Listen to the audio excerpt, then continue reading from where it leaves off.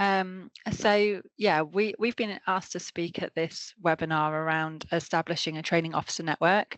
So we're just going to describe our experience really. I wouldn't say we're experts at it. We have a training officer network in clinical engineering, which is still going. It started a little while ago. So yeah, we're just here to really give a sort of our experience, what we found worked well, what we found hasn't worked quite as well. So if we could go to the next slide, please. So my name's Louise. I'm a principal clinical scientist and work in clinical engineering in Oxford University Hospitals. I'm also practice educator for the South East, which is a role I've taken up since being involved with the Training Officer Network. The Training Officer Network originally started in 2022, and I was the secretary originally, now co-chair with Alyte, who will introduce herself. Hi, so I'm Alyte Podvoiskis. I'm based at UCLH in London. I'm the head of quality and governance within the medical physics and biomedical engineering department and the training officer for the clinical engineering STP program. I am also on secondment with NHS England in the London region and have a sort of project role around training and education in clinical engineering. And I felt that the role of co-chair of this network was relevant to that, and hence stepping into that role. Next slide, please. So yeah, we're just going to talk briefly really about how we went about setting up the network, engaging key stakeholders, how we share information with our colleagues, what meetings typically involve, and how we try to maintain engagement, and how we ensure we're meeting the needs of the community. Next slide, please. So originally, the meeting was set up by the National School, and this was because of a change in curriculum for clinical engineering. They thought it was a good opportunity to get training officers together to discuss how we might meet the new curriculum, to put us in contact with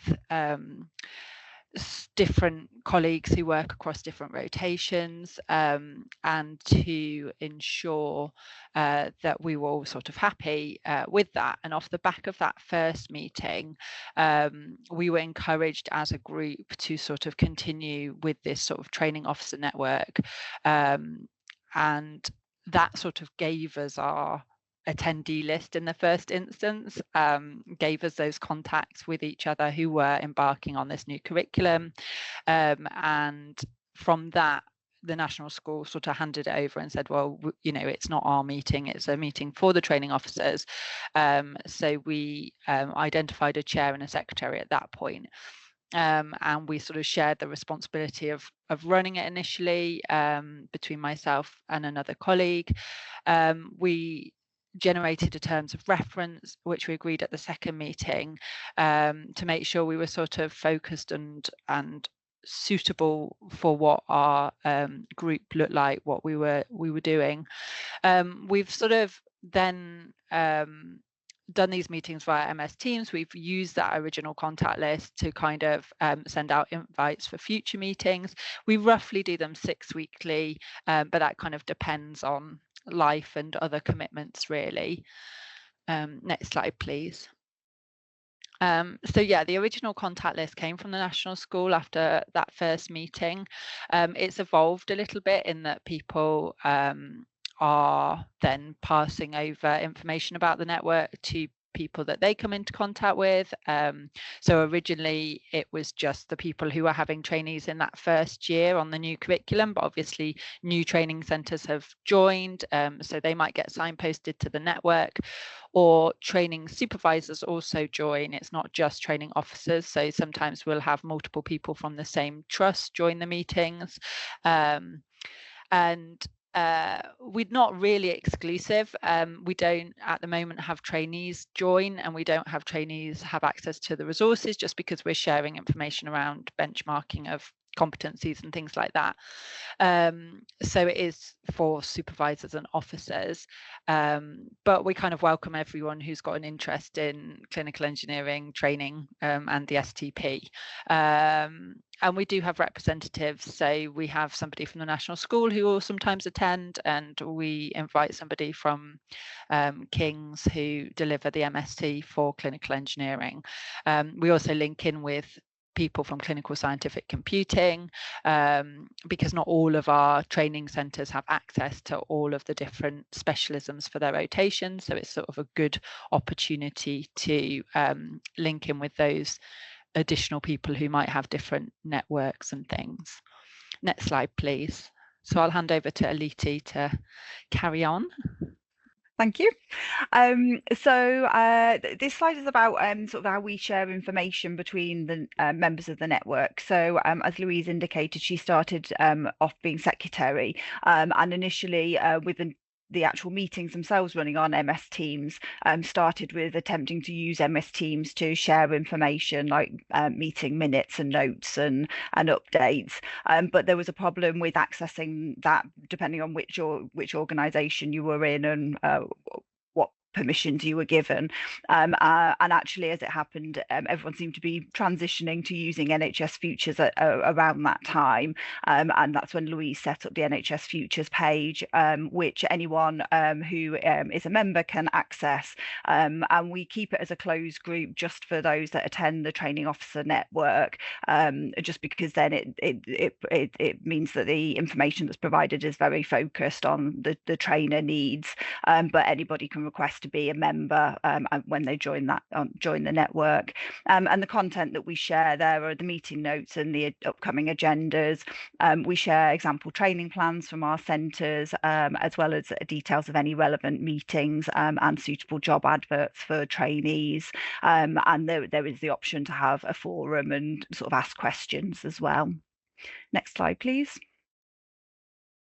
So in terms of the actual meetings themselves, so we have a rolling agenda. We always ask for external stakeholder updates. Typically, they either come from the National School or from the university, which is King's for the clinical engineering course.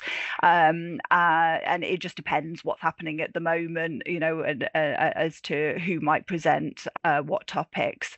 But we always reach out before the meetings to see if that there are updates to provide.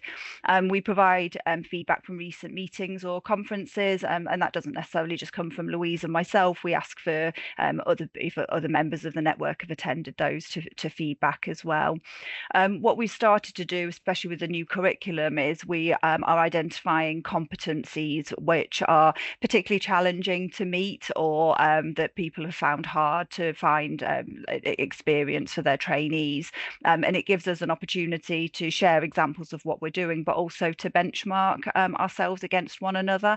So in the past, we've had example competencies on screen. We've all, you know, taken the opportunity to review those and then provide our feedback, and that works particularly well. And I think we'd like to develop that aspect of the meeting.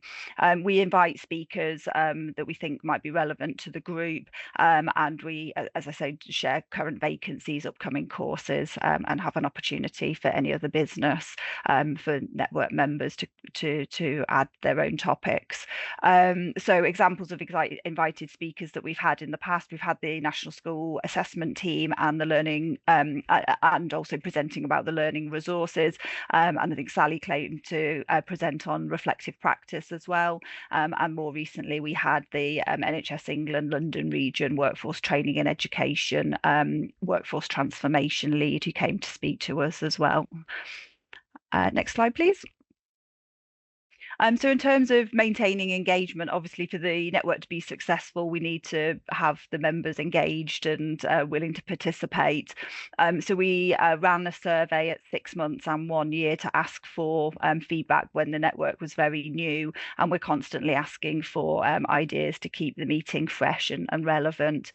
We typically have a core attendance of around 10 to 15, but the greater number, the network itself is about 30 individuals. But as Louise says, there's additional supervisors that sometimes attend as well, so those numbers fluctuate.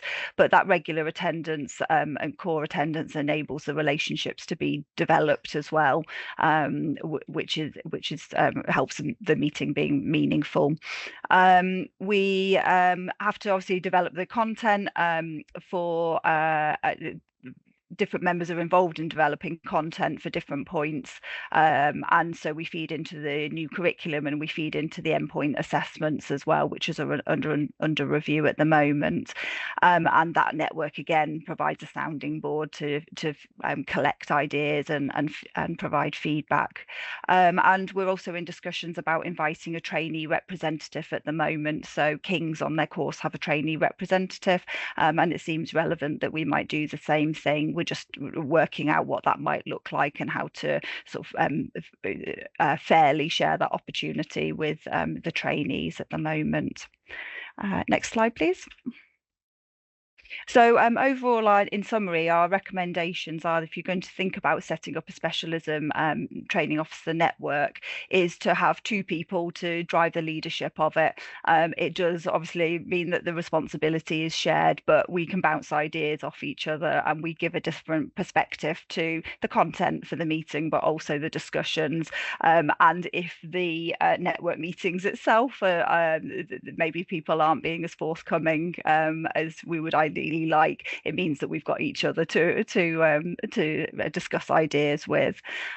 We do keep the frequency of the meetings to around 6 weeks, but we're not dictated. We're not committed to doing it every 6 weeks if there isn't enough content, and sometimes there's additional content. So I'm sure with the new assessment process we'll probably have some additional meetings because there'll be lots of questions around that.